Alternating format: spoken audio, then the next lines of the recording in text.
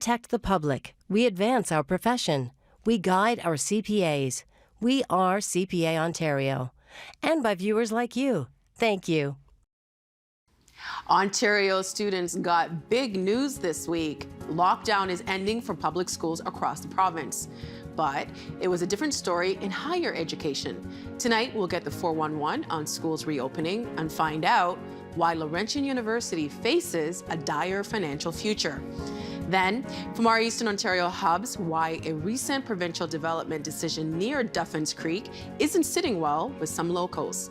Also, from the perils of non-sports related concussions to political polarization in Canada, we've got the Agendas Week in Review. I'm Nam Kiwanuka. It's Friday, February 5th, and that's ahead on the agenda.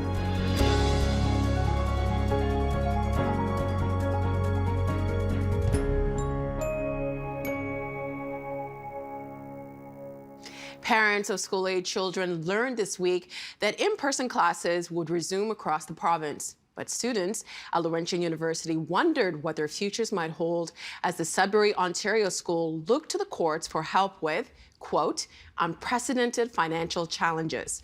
With us to get a better sense of both stories, in the east end of the capital city of Ontario, Caroline Alfonso, education reporter for the Global Mail. And in Oakwood Village, Alex Usher, president of Higher Education Strategy Associates. Hello to you both. I know it's been a very busy week for both of you, so we appreciate you making time for us. Some of the topics we're going to talk about will overlap. So Caroline, I'll start with you, and then Alex, I'll bring you into the conversation. The Education Minister, Stephen Lecce, held a press conference on Wednesday to announce that schools will be returning. Some schools had already been back. Can you please give us an idea of the back-to-school plan for the schools that are going back? So, like a few other provinces, Ontario closed its schools to in-class instruction right after the holiday break. Alberta had done so as well, Nova Scotia, and so kids were learning remotely. And the province since then has had a bit of a staggered return for different districts. So northern boards, for example, returned a week after the holiday break to in-class learning. And, you know, my kids, your kids, they're still home learning, and the plan, at least for now, is for Peel, York, and Toronto, which is the final three boards, to return next week, or sorry, the following week, and Halton, Durham, a bunch of Southern Ontario boards are to return on Monday. Can you give us a sense of how the news was received by the public? You know, Nam, it has been a mixed emotional journey for parents and for educators. I know in speaking to a number of parents, there is a lot of relief that their children will be back in the classroom learning. A lot of parents have had a lot of difficulty with remote learning. Children have had meltdowns. There has been frustration with online learning, having connectivity issues and things like that. But there's also, you know, with that comes a bit of nervousness because we don't know what to expect when students are back. Yes, they're all being masked. And yes, the government has introduced a number of measures. People want more, understandably. And with a variant sort of now showing its appearance in the community, how will that impact schools is another question that has been floating. I know there's a lot of teachers, my kids, who are excited to be back and happy to be back, but also nervous to be back. Would you say that some of the questions were about why now? Why are we going back now? I think so. And, you know, the minister has been pressed, and so has Dr. Williams, the chief medical officer of health, has been pressed by reporters as to what is the threshold, what are the benchmarks for reopening schools, and there hasn't been a clear answer on that. You know, why is Toronto, Peel, and York, for example, reopening the following week? What is the government looking for in those three areas to reopen schools a week later? We don't have clear answers on that. And what is the threshold to close schools again? What is the government looking to see or not see in the community, in schools, in order to open and close them? And I think there is a lot of worry about that, understandably. And in the time of COVID, a week is a very long time. Some schools are going back on Monday, but in the GTA, most of the schools are not going back until February 16th. So a lot could happen between that time. Has the minister addressed that? He hasn't, and that was the question asked to him this week. No clear answers on any of these questions. There's no transparency here, despite the amount of pressing that has happened. I think, in this day and age, we need clear answers because we are sending our children to school. We are sending teachers and other staff to school. New York had some thresholds that they kind of changed here and there, but at least there was some metric, and we need something like that. I know there's been a lot of concern with the B117 variant because, as we hear from the scientists, that it is more transmissible. The government has said that they are increasing safety protocols. What do they mean by that when they say that? So, in the return to school after the holiday break, the government announced a few new measures. Not exactly new, some would say. For example, one of the things is they have upgraded the masking mandate protocol, whereas kids from grades 1 to 3 are now required to wear masks in the classroom and outdoors as well. It used to be 4 and up. Well, my kids in Toronto have been wearing masks since the fall, and they've started it in kindergarten. So why is this done now when boards have been proactive in masking kids quite early on in the fall? The other thing they're doing is they're updating screening guidelines. Again, in a number of places, those screening guidelines were already in place. They have promised more asymptomatic testing and more testing, but that will be directed by public health units. And one of the concerns that has been raised there by a number of doctors and by a number of educators is it hasn't been spelled out properly what that testing will look like. How will it be directed? Who will do the testing? We have so many questions, and kids are going back to school Monday, and kids have been back to school for a number of weeks now. There's so many moving parts during this whole pandemic, and for this back to school plan, can you imagine any plan that would alleviate the concerns of the public, teachers, the government, and public health? I think one of the things that this government has kept saying is schools are safe. And I think, talking about schools being safe or unsafe, it's like a circular discussion. You can talk about that forever. I think what we need to say is there is some risk. There is community transmission. There is some risk. These are the things that we're doing to mitigate those risks. And people, I don't think it would assure many people, but at least, you're being realistic about what it is going on right now. Mm-hmm. And that hasn't happened. I think, some of these things that are being put in place now, there are a lot of questions about why this did not happen in the fall.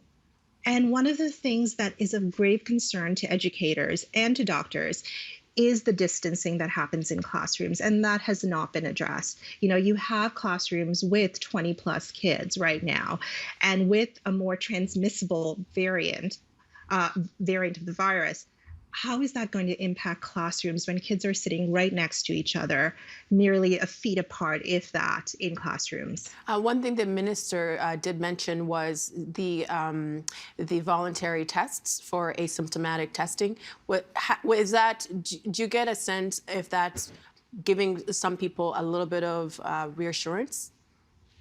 It does. I mean, sick kids, the Ontario pediatric hospitals have called for more robust testing in schools. They've called for more sort of contact tracing, more isolation. And I think that does give people some assurances. But I think, testing is sort of what happens when a kid is sick or when a staff member is sick. What are we doing at the front end to make sure that schools are safer, as safe as possible? Are we making sure that kids are spread apart so that the virus is less transmissible? Are we ensuring things like that are happening in schools? And that, I remember, Nam, at the beginning of this, there was a lot of talk among school boards when they were planning for reopening on using community centers, on using the Ontario Science Centre, for example, for classroom space, spreading kids out across the system.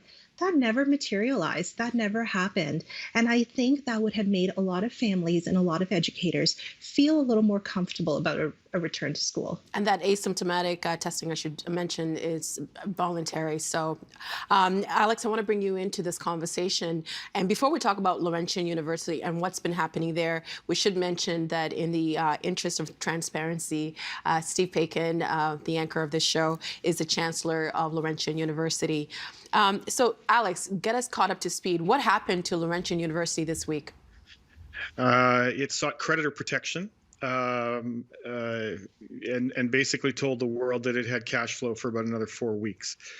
And so it was a very long burning problem. This is an institution that's run deficits 7 of the last 8 years, has been running, I think it's accrued deficit is about 20 million just on the short-term stuff, if you keep out all the buildings and things like that.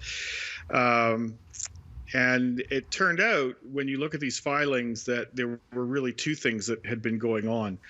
The first is that they had been sort of covering that 20 million, or maybe a little bit more, it's not quite clear, through cash management, right? If you're a $200 million organization, the way Laurentian is, often you can just keep paying your bills by, just extending your payment schedules a little bit and waiting for the next bit of money to come in.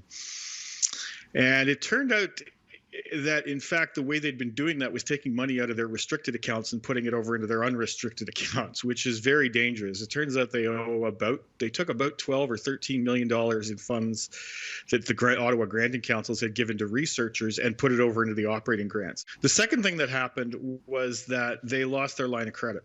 So this is an institution. This is common with many institutions, right? They get a lot of money in January from tuition fees. They get a lot of money in September, and they take a line of credit to get them from, say, March to September. And normally at Laurentian, that goes about $13, $15, $17 million a year. They do that. For some reason, Desjardins, which was their main line of credit, and RBC, which was a secondary one, both declined to offer them a line of credit this winter. And that happened sometime in the late summer or early fall. It's not really clear when. But as soon as that happened, they couldn't bridge the gap anymore. And so that put them into this position where they announced at the beginning of the week that the money runs out in 28 days. You say late summer, late fall. I mean, 4 weeks for the students who are going to the school, for the faculty, the people who are employed there. This must be, shocking news with the background of the pandemic. How exactly does an institution as big as a university run out of money? I have almost no way of answering that, because I mean, everybody's in shock everywhere because they keep looking at this and saying, how did it happen? And I think the answer is it's a lot of little things, right? And the main one is that everyone kept saying, well, a $1 million deficit isn't so bad, a $2 million deficit isn't so bad, but they never secured that. Other institutions that have taken out, that have borrowed money to cover operating costs, and I'm going to give an example of McGill here. McGill, 35, 40 years ago, when David Johnston was president, they deliberately took out about $70 million in loans just to cover operating expenses. And the idea was that, they'd shame the government into funding them properly. That didn't work too well. But the point is, it was secured. They went to the bond markets and they got the money. Laurentian tried to do it through cash management. And I mean, just everybody's confused about why you would have done that. Presumably there's a story there, probably not a very convincing one, but we haven't heard it yet because we haven't heard anything from Laurentian in 4 days now. It was Monday afternoon that they came up with their, that announcement, and it's been radio silence since then. So there's all these questions and nobody to answer them. I know this is an unprecedented thing to happen. Is it unusual for the university then to go quiet? Well, it's hard to say because we've got nothing to put it against. I mean, I think in fairness to the institution, what they're probably saying is, look, the main thing right now is to reach some kind of deal with the union. If we go public, then we're bargaining in public, and we don't want to do that. I suspect that's the reason. But look, I don't think that helps when you've got so many people who are who want answers. What's the word? Who want answers? Who need answers? They got 1,000 employees, academic, non-academic. And they need answers because they want to know if they got jobs. And it's quite clear that layoffs are on the table at some point in this process. I don't know how many. I don't know who they would be, but it's quite clear. And they need answers. I mean, obviously, I think everybody knows you can't get complete answers right now because they're still in a very uncertain process, but they need more reassurance than they're getting. I know a lot of people are probably wondering, we are in a pandemic, how much of this has to do with maybe this university having low enrollment? Not at all. I know that's a line. I'm not sure why that's a line that Laurentian is pushing, but if you look at their numbers, they're not down over the last 7-8 years. They're pretty good. It's true that they are getting fewer local students because the demographics of that part of Northern Ontario are pretty damaging. But generally speaking, Laurentian's done a pretty good job of getting students from the GTA and from Ottawa to make up for that. And so that's I don't know why they're pushing that line. And I think the other thing to remember is they've chosen not to go after international students. Most universities in Ontario have brought in a lot of international students over the last 6-7 years. And, you know, I think if Laurentian had done the same at the same kind of rate as other institutions in the province, they'd have had an extra $8 million a year. In 2018, 19, 2019, 20, and that would have caused this whole problem to go away. So are there enrollment problems? Yeah, but I think they're of Laurentian's own making. It's not something that's happening to them because of demographics. You mentioned the international foreign students, and the foreign students can pay 5 times as much in tuition. Some universities have been able to excel with this revenue model. Which schools have done the best, do you think? Well, University of Toronto gets more money from international students than it gets from Queen's Park. I mean, that's the big one, and a lot of them are paying sort of $40,000 or more, which is more than places like Laurentian can charge. Laurentian charges, I think, about 27, 28. I mean, Toronto is the big success story. There would be a few others. Certainly on the college side, you've got Place Centennial's over 50% international student now. There's some other big ones that are heading that way, and so you can make that business model work if you want to. I mean, I recognize that some people would say that's a bad business model. It's risky. It gets the province off the hook, and there's merit to all those things. But if you're an institution and you got to pay the bills, it's sort of a strategy that you get forced to very quickly by the policies, not just of this Conservative government, but of previous governments as well, which have vastly underfunded the post-secondary system in Ontario. I'm going to put you on the spot for a second. How do you think this is going to get resolved? Well, they clearly have Laurentian has what's called DIP, and it's a debtor in possession. So they have a $25 million bridging deal with somebody. It's not clear who from the bank, the filings, but it's conditional on some restructuring happening, and it's conditional on this creditor protection thing. So we got to see what that'll play out over the next 2 weeks. They're going to need some kind of extra funding or some kind of loan from the province. They're going to need some kind of package from the province come about May. I mean, look, the university's too big to fail. Nobody's going to let a university in Sudbury go under. But the conditions of whatever the bailout is might be pretty onerous. I would think that part of it is going to be a good chunk of the board of directors is going to have to go, in a sense, for leading the institution into this. But beyond that, it's really hard to say. I want to ask you both the same question, this next question. The future of education in Ontario seems to be at a crossroad. Kids in primary and secondary school have had disruptions in their learning, and post-secondary school is also struggling as well. Is this something that worries you? Caroline, I'll start with you.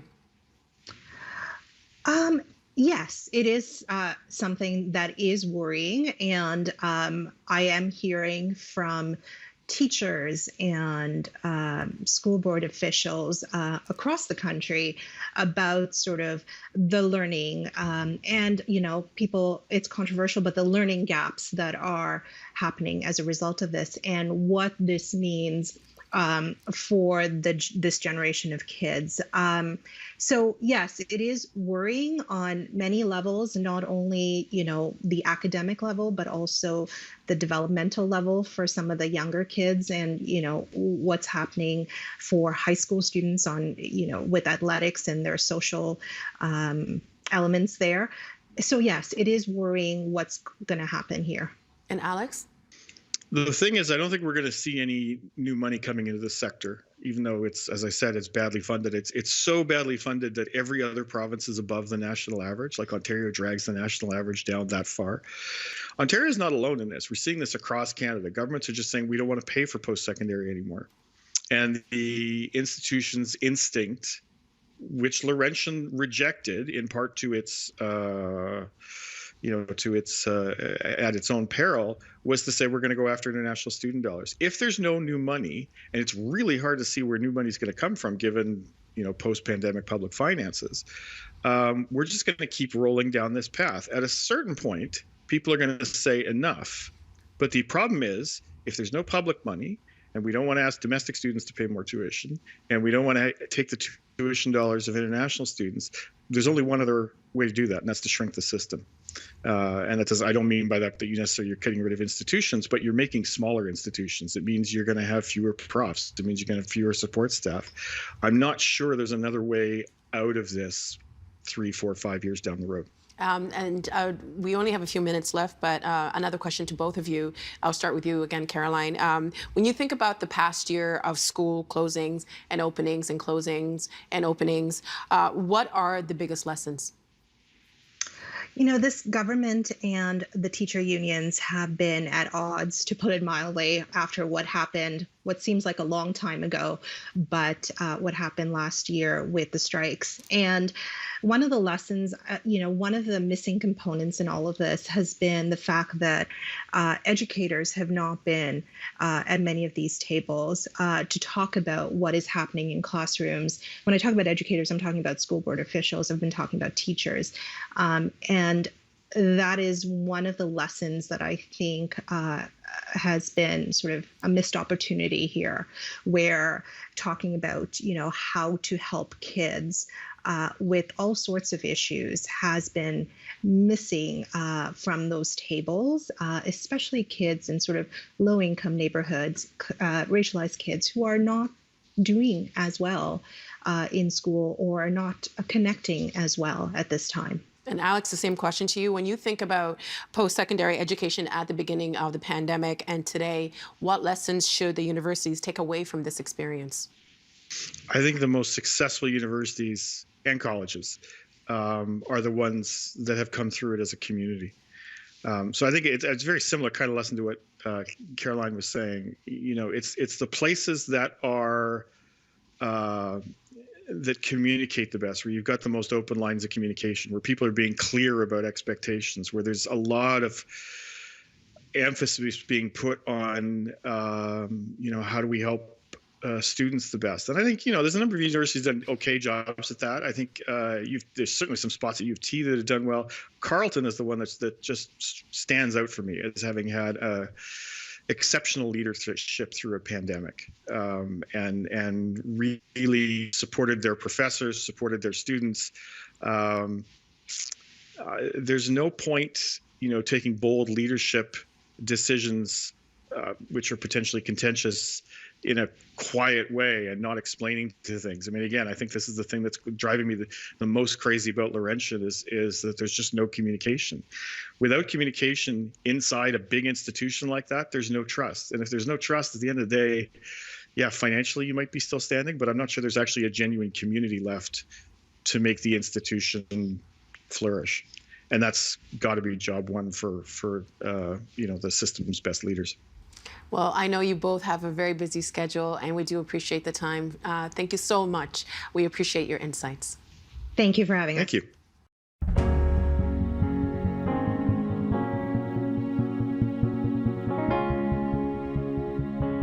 Duffins Creek runs south to Lake Ontario right between Pickering and Ajax on the eastern end of the GTA.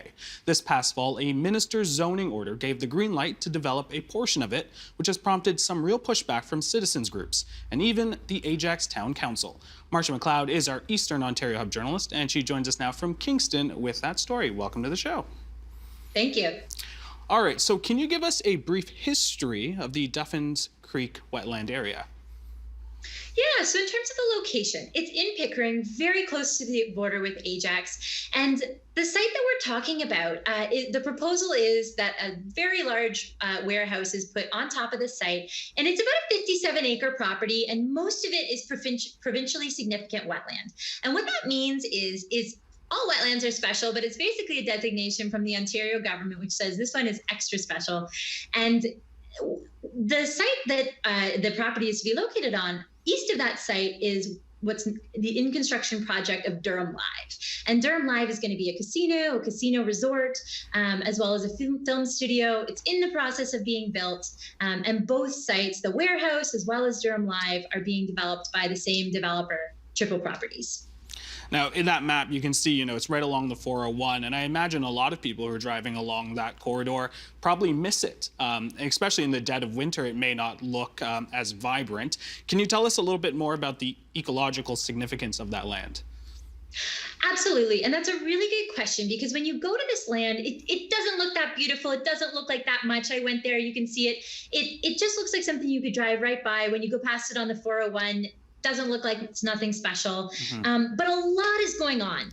And so one of the main things is flood mitigation. So one ecologist, Dr. Rebecca Rooney, explained it to me like this. Water comes down from the Oak Ridges moraine, and it's kind of traveling on its path towards Lake Ontario. And along the way, when it meets a wetland, that really helps spread out the water and prevent it from pooling in places that we don't want, like property owners' basements. And as well, the vegetation of wetland really helps soak up the water. It provides pooling spots for water to really just help prevent some of that flash flooding, which is becoming more common amid climate change and rising temperatures. And it's particularly important because just right across the 401 are two communities that the Toronto and Region Conservation Authority have said are at very high risk for flooding, and in fact have a long history of flooding.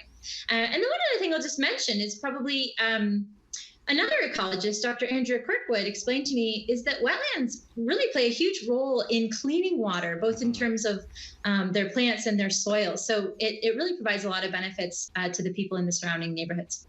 So for your latest for TVO.org, you look at the minister's zoning orders, also known as MZOs. How are they affecting things with this development here? Well, first of all, what is an MZO? It's not something we necessarily talk about every day. An MZO is basically a provincial edict issued by the Minister of Municipal Affairs and Housing, who's currently Steve Clark. And it's a process that basically bypasses local zoning processes. And in doing so, it means that citizens don't have the right to appeal. And there's also no built-in processes for public consultation. And so in terms of how this is relevant, there's kind of two parts. So the first part is in late October, an MZO was issued for this property, this wetland in Pickering. And the Toronto and Region Conservation Authority could have said, no, we recommend a refusal of this permit because it doesn't go along with provincial planning guidelines, which restrict development on provincially significant wetlands. And they plan to do so, is what they told me. However, in December, with Bill 229, there was a small portion of that budget bill, which said that actually, no, conservation authorities must, in the case of an MZO, issue the permit, and really their only recourse is to negotiate compensation with the parties. So the Toronto Region Conservation Authority is now required to issue that permit. So what I understand is when an MZO is put in place, that's it. There's really no appeal process. Absolutely. And this is something that actually in my story I talk a little bit about, because Triple Properties lawyer had really emphasized that to the Pickering City Council, that this will move along much faster because there is not any opportunities for appeal, no opportunities by anyone, he said. And also you don't have to go through that public planning. So, Marsha, under this new government, they've been scrutinized in how often MZOs are being used. Can you tell us a little bit about that? Yeah, I mean, there are a couple of key numbers. So under the Ford government, since 2019, more than 30 MZOs have been issued, which is in comparison, one residents association in Toronto found that between 1969 and 2000, just 49 MZOs were issued. So it rated about, a little over one a year. And prior to Premier Ford, these MZOs were issued quite sparingly and often in emergencies. And for his part, Minister Clark has said that these MZOs are being issued to cut through red tape, particularly amid the devastating economic impacts of COVID-19. And as well, they've been used to sort of fast track the building of long-term care homes, including in Aurora, where actually the town has said that they were pretty shocked by that and were not a part of the decision-making process, as it was not on, as the property was on provincially owned land. And also Minister Clark's office did tell me that all MZOs that have been issued on non-provincially owned land have been done at the behest of municipalities. Now, you spoke to a number of ecologists and students who are passionate about it, but who are criticizing this development and MZOs. But I imagine there is some support and some rationale behind this warehouse. Can you tell us about that? Sure. So Mayor Dave Ryan in Pickering, he said that this warehouse is expected to create 2,000 to 3,000 jobs, which are sorely needed in Pickering. He said to me that there's a huge pent-up demand for jobs in Pickering, and has emphasized that these lands are going to be recreated elsewhere, that there's going to be an ecological benefit after they've been destroyed. However, ecologists did say to me that recreated wetlands are really not as good as the way that nature creates them. Something we'll keep our eyes on. Marsha, I want to thank you so much for joining us. That's Marsha McLeod, our Eastern Ontario Hub journalist.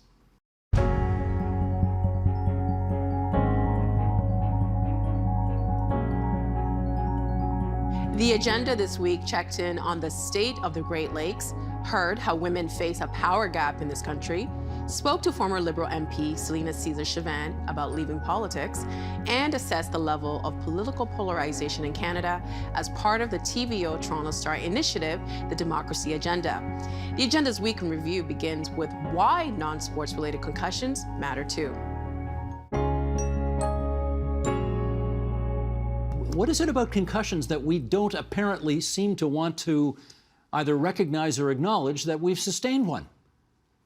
Right. Well, I think a lot of that is to do with, you really want to carry on with what you're doing. You want to feel like you're okay. You want to feel like that you can do the activity for your day. I mean, I think with the stories of Calypso and Hugo, we can see that we have people who are very, very passionate about what they do and they want to continue that. And denial is something that does happen. And I think that's another reason why the awareness and the recognition is very important, so that as soon as something like that does occur, you can think, oh my goodness, that could have been a concussion, because I know what a concussion looks like and I know what that feels like or could feel like, and recognize it in yourself or recognize it in someone around you when something like that does happen. Well, keeping in mind that it's also a very individualized injury, so some of the symptoms that one individual might experience might not be the same as what somebody else might experience. There's a constellation of these types of symptoms that might occur. But also there are lots of other reasons why someone might not want to recognize a concussion or not want to report it. And there is a stigma around having a brain injury. And so that is another factor for sure. And then in the workplace, there could be reprisals at work, pressure from others, or kind of feeling like they're weaker than other people, or having that sense from other people themselves. So these are all points that people take into consideration when not reporting. Well, that's an interesting angle. Calypso, let me follow up with you on that. Has there at any point in your, I don't know if you call it this, your post-concussion journey, has there been any point at which you've thought to yourself, I have to deny this because I don't want to be, I don't know, denied promotions or thought of as less than strong by colleagues or my boss or anything like that? Has that been a part of it? No, not at all. My boss at the time was wonderful, and she was very willing to adjust work for anyone who had an injury. So, for example, part of my job was driving a tractor, and because of the noise, I just felt like I couldn't do that for the next few weeks. So she was fine with that. It was more just the fact of having to miss work, and since my concussion didn't happen at work, not getting any compensation for that, and feeling like I did have this pressure to return to the workspace just so I would get paid again. Gotcha. And Hugo, how about you? Was there any aspect of stigma associated with this that you worried about? Yeah, I would say 2 to 3 parts. First, my family. I come from a very traditional family where I guess concussions aren't a thing. So my dad was like, why are you being lazy, staying in a room, lights off, just sleeping all the time? You should get work done. You're in your master's, get it done. So he didn't understand that because there's no physical symptoms, there's actually things going on in my head that I wasn't sure of. And then second part, I have friends who have had concussions, but obviously the duration varies person to person. So they're like, oh, it goes away within a week. Like you're still talking about it, you're being a sissy type thing. But luckily, again, my colleagues at the Faculty of Kinesiology were well aware and well versed in concussions. So they helped me kind of support and motivate me throughout the whole process. So Hugo, this whole awareness thing, this is something we all need to work on. People are not being malingerers when they have head injuries, right? Yeah. Gotcha. Now, we heard from Calypso that she basically had to go lie on a couch, no lights, no noise for a week. And after that, she felt somewhat better and able to return to her regular duties. How about for you? What was your treatment? So, yeah, same thing. Basically, no lights, no TV, no cell phone, lots of sleep. But I'm not going to lie, I broke those rules. You can only do that for so long and, not want to turn on the news and check out the agenda on TVO. So, yeah, and they told me not to do any exercise to, try to maintain, try not aggravate the symptoms. But actually, it wasn't until I took part in a program called Prime at U of T, where I got to know Sandia better, that I realized the importance of actually doing exercise, although not at such a high intensity to aggravate your symptoms, and the importance of doing it within the early stages of the concussion to kind of help speed the recovery process. So. Well, watching the agenda, I guess, seems like a very reasonable exception to the rule of no television, no activities or anything like that. But beyond that, I mean, Hugo, did you not know that every time you played a video game or turned on the news or something that you would be setting back your recovery? I thought it was worth it because for me, again, I was unaware of the whole concussion thing. So I was like, it won't hurt that much, or it's not going to be a lasting effect. And then like 2 days after, everything just hits you like a wall. Pick one problem related to the Great Lakes that you care deeply about and tell us how it could be solved.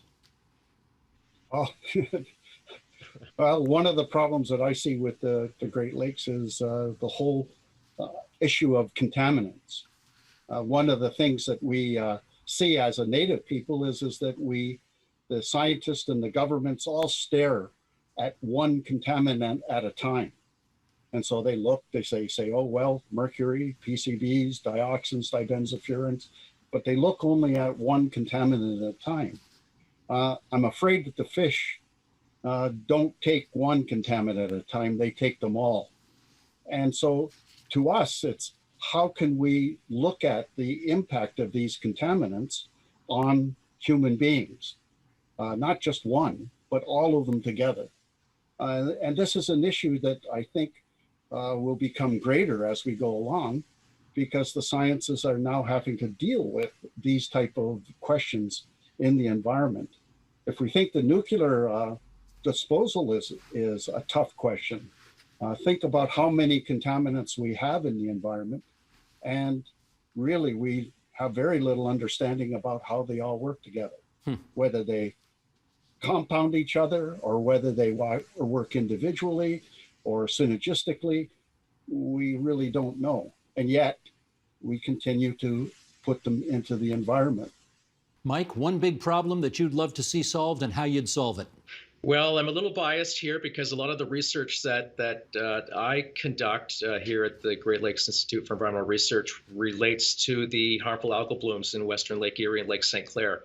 And this is an issue that I think we know how to solve it. It just requires will. This is an issue that as I mentioned earlier, takes into account actions in our watershed and the resulting implications within the lake. Agricultural activity far and away is behind the algal blooms we see in Western Lake Erie, Lake St. Clair. And so try to identify solutions to mitigate these blooms And we know they're going to be expensive. We're looking at if left unchecked, and a recent study by scientists at Environment Canada showed that if left unchecked, we'd be looking at $270 million per year in costs incurred just in the Canadian portion of Lake Erie due to losses in tourism, treatment of drinking water, ecosystem services, etc. Let me save the last 30 seconds for Molly. A problem that you'd like to see solved and how you'd solve it. Well, we talked a bit about aquatic invasive species earlier, and Asian carp are a fish that are getting a lot of attention in the United States and in Canada. And recently, the U.S. Army Corps of Engineers and the state of Illinois and Michigan have all of the agreements and funding in place to move to the next phase of a project that's designed to keep Asian carp out of Lake Michigan and out of the Great Lakes. So they've designed an Asian carp gauntlet that includes a number of technologies. And if we can get those technologies put into place, we hope that we can keep Asian carp out of the Great Lakes forever. I think you've probably heard the statistic that women make 87 cents for every dollar that a man makes. But that's the overall hourly average of all women compared to all men. And I think what I wanted to know and what my colleagues wanted to know was, are men and women in the exact same job making the same money? Like, is that actually, like, does that pay gap exist? And that's where the project started, and it went much further than that. It sure did, and here's how you describe it in the pages of the Globe and Mail. What is the power gap? Here we go, Sheldon. When people talk about the glass ceiling, it usually refers to women breaking through to the C-suite or president's office. But the Globe's analysis has found that women seem to be topping out as mid-level managers. In truth, the ceiling metaphor isn't a great one because the numbers don't show a hard barrier women can't cross. It's more of a leaky pipeline. In many workplaces, especially universities, the leak visibly accelerates a few rungs up from the bottom. What is clear is that by the highest salary band, women are dramatically outnumbered.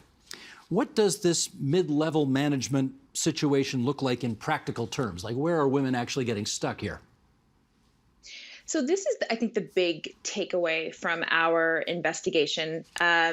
As I said, we were very narrowly focused on wages to start. But when we started getting the data back, what we found was wages were a problem, but the bigger issue was just the lack of women. There were so many more men by almost every measure. And one of the ways that we looked at this issue was we divided up the hundreds of different organizations, institutions, entities in our data set into salary bands to see the distribution, the gender divide at different salary levels. And what was just clear as day is that there were lots of women in the lower salary bands, but at the very top, there were very few women. And that gap started to accelerate about halfway to the top. So what was really interesting is this idea of the glass ceiling, like what in that paragraph it said is, I think we so often think about the glass ceiling as being in the president's office, but women are hitting that glass ceiling as mid-level managers. You can see their numbers just start to sharply decline. And it isn't, an actual just like a level that they don't pass. It is slow, but what's clear is that by the end, they're gone. Do you know why it happens? Well, this is the subject of recent stories and what's going to be the subject of the rest of our series over the course of the year.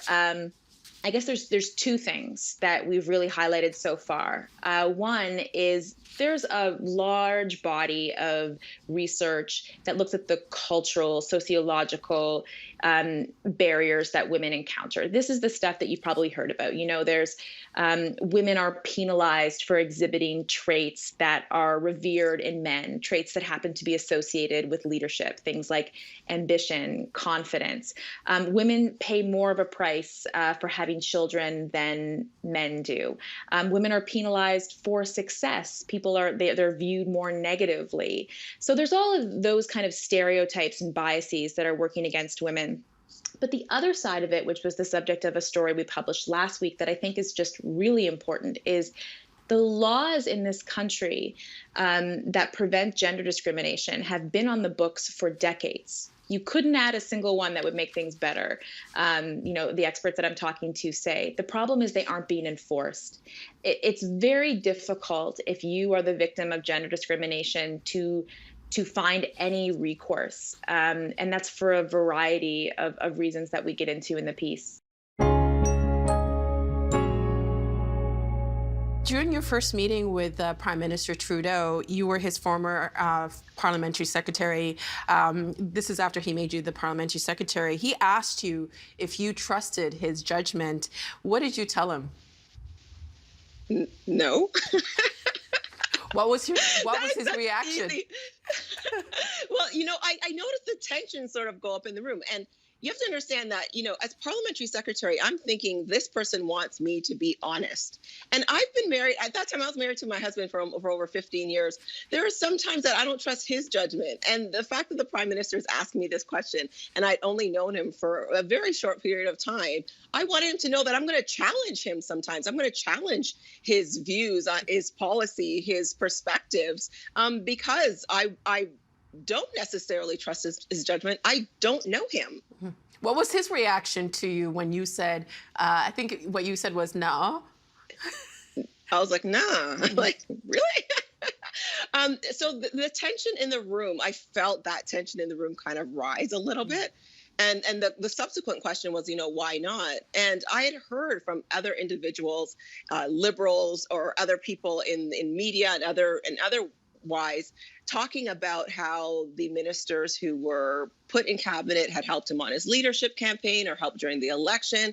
And I said, well, because of that reason, that's why I don't trust your judgment. It's too transparent. You should have been a little bit more clear about who you were putting in cabinet and not so transparent around, putting the people that helped you. Like it looks like nepotism.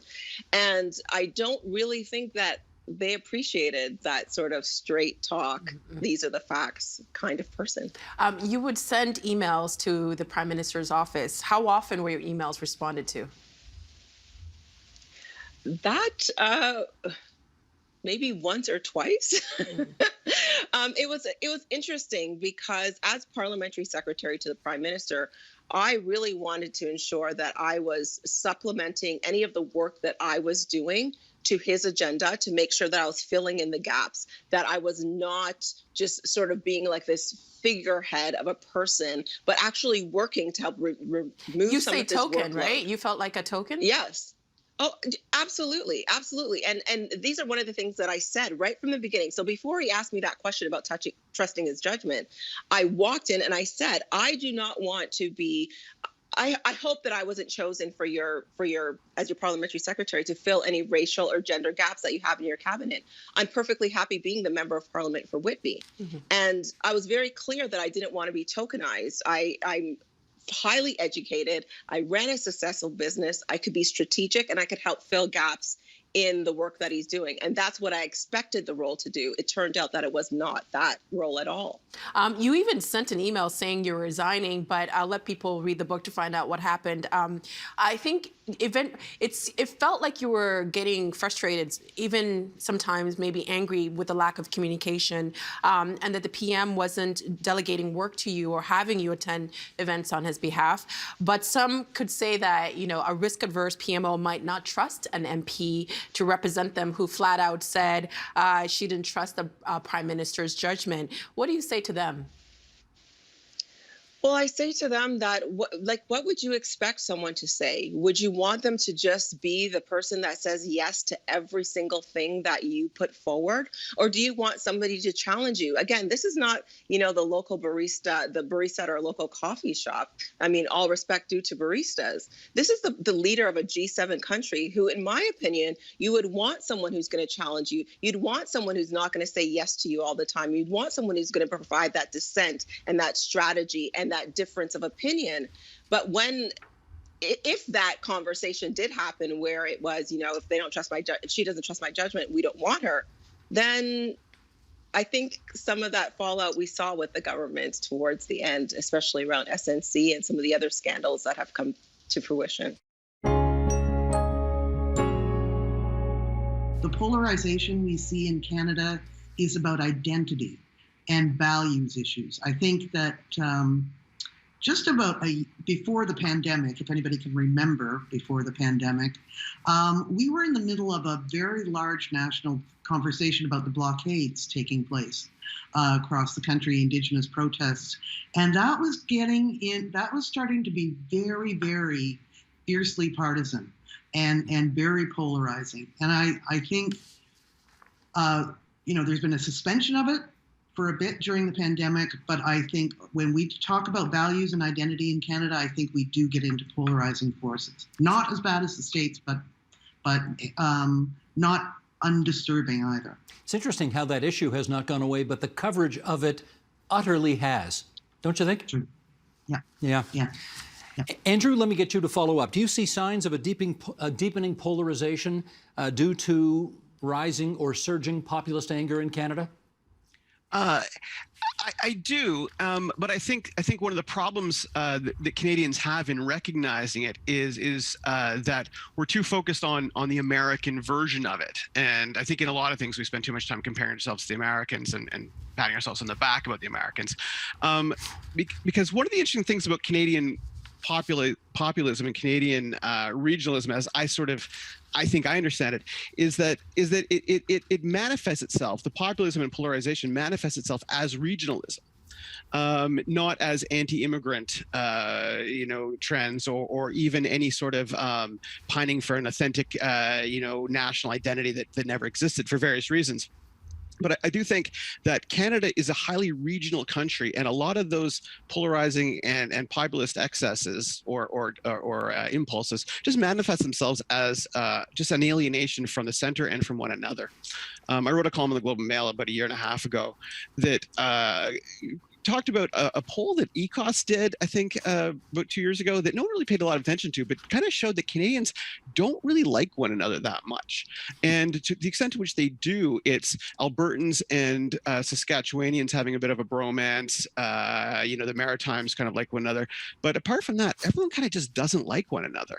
And I think that's the way these impulses manifest themselves in Canada, as sort of a mutual indifference and alienation, which is, in a lot of ways, as problematic as anything going on in the United States. Well, can I say for the record, I like you. In fact, I like everybody who's on this program tonight.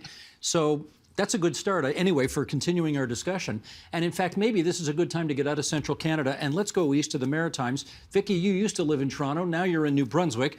Do you sense or do you regard this kind of political polarization differently now that you're in Atlantic Canada? No, not fundamentally. I've lived in, I think, four provinces in this country. And, universally what I find is that despite people not liking each other, most Canadians are nice. They're invested in the concept of being nice and being kind to one another. They might have political disagreements, but where that starts to deviate and where, what Susan's talking about, it comes to identity and values, and that conversation we were having about Indigenous rights versus, the rights of certain companies or processes that people feel were sort of justifiable, that's where the rubber starts to hit the road and kindness starts to fall apart. And that is where I think the conversations about people being in the center doesn't necessarily hold as much value. I think these are differences. I don't know that there's inherently a lot of value in liking one another when these are differences about what is right and justice for your community versus what is desirable for an economy. I don't think we have to like each other about one of those things.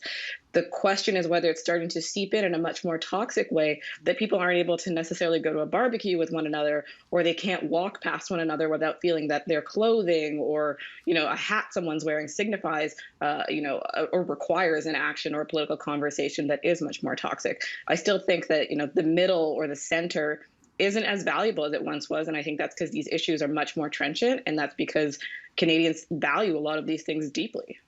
Jen, I don't know if this is a fair observation, but I suspect it is a truism that when people in central Canada think of rising populist fury in the country, they probably think of Alberta first. Do you think that's fair?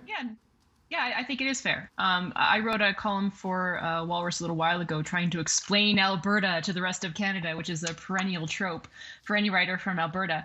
But one of the observations I made is that I don't think that Alberta is conservative as much as it is populist. And this, if you kind of see populism as the frame for Alberta politics, things like the rise of the NDP in 2015 make a lot more sense than if you assume that Alberta is just sort of reflexively conservative. Populism is a word that has a lot of different meanings, though. One of the ways that you framed this question earlier, is populism responsible for polarization? I think that puts the cart before the horse. I think that populism is a reflection of polarization, and I don't think that populism is a necessarily right-wing conservative or left-wing phenomenon. Populism just means that it's more of a grassroots phenomenon, a reaction against the perceived corruption of elite or oligarchic class. Like it's not, we are when we think of populism now in 2021, we often think of Donald Trump and the rise of the MAGA hats and that kind of a framework. But that's traditionally not really what populism was all about. And I'm not sure and that's certainly not reflected in the kind of populism that I see on the rise in Alberta. No, that's a great point. There's a little bit of that, certainly. Yeah, that's a great point, because I well remember in, 2 election campaigns ago in the States, people saying the populism of Bernie Sanders might have been more challenging for Donald Trump than whatever Hillary Clinton had on offer. But Jen, follow up with this, if you would. You write about Alberta's fossil fuel-based economy, and, you get a lot of very interesting feedback when you write about that kind of stuff. Can you give us some examples of the kind of stuff that your columns tend to provoke? Oh, this is interesting because when I write about Alberta to the rest of Canada, I get to play the part of the arch conservative, defending the homeland. And yet when I write about Alberta to other Albertans, I get put into like the category of the raging leftist, right? Like, so it's just always fascinating to me to see the feedback. That's just some of what we covered this week on The Agenda. For more, including the full conversations, you can visit our website, tvo.org, our YouTube channel at youtube.com/theagenda, or our Twitter feed, twitter.com/theagenda. And that's it for this Friday, February 5th, 2021. Next week, we'll assess what recent turmoil in the stock market reveals about investor activism, explore the links between mental illness and family, and find out why a glass of wine over dinner might not be such a good idea after all. I'm Nam Kiwanuka. Thank you for watching TVO and for joining us online at tvo.org. Have a terrific weekend, and Steve will see you on Monday. The Agenda with Steve Paikin is brought to you by the Chartered Professional Accountants of Ontario. CPA Ontario is a regulator, an educator, a thought leader, and an advocate. We protect the public. We advance our profession. We guide our CPAs. We are CPA Ontario. Ontario Hubs are made possible by the Barry and Laurie Green Family Charitable Trust and Goldie Feldman. And by viewers like you. Thank you.